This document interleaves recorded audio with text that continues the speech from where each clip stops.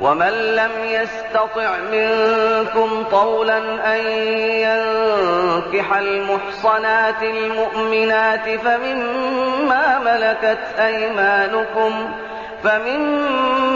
ملكت أيمانكم من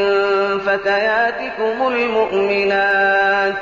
والله أعلم بإيمانكم بعضكم من بعض،